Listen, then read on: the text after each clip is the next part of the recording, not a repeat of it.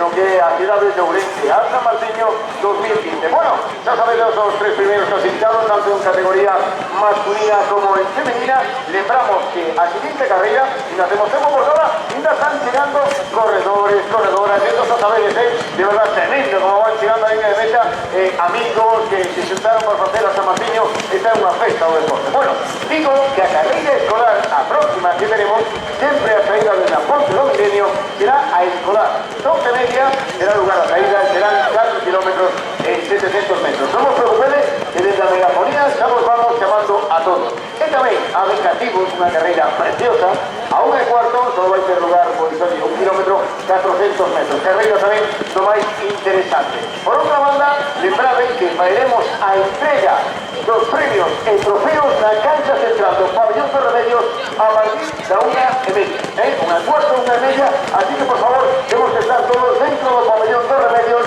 entre a 1:15 e a 1:30 que faremos a entrega de premios e trofeos. Tedes a vos a disposición as instalacións do pabellón de Remedios para lucharvos, para descansar. Temos un servicio especial de masaje nos gimnasios do pabellón de Remedios. Temos tamén ese gimnasio de podología, así que, pues ya lo sabedes, a disfrutar. E seguimos nosotros disfrutando tamén do deporte, do equipo Nación de Ourense. Esta é a San Martiño.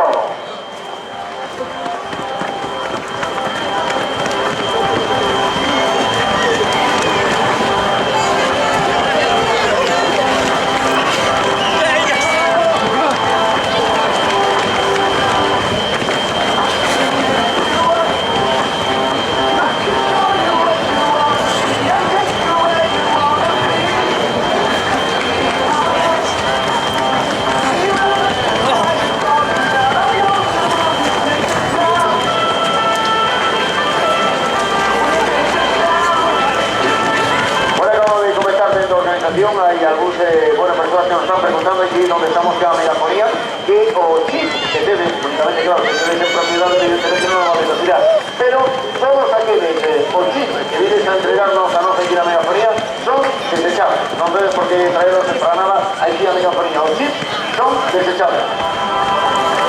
Lembramos también carrera escolar, por favor, atención, a carrera escolar será a 12:30 a saída desde a Ponte de Milenio, desde que salimos de carrera absoluta, todas las carreras a saída tienen lugar a Ponte de Milenio.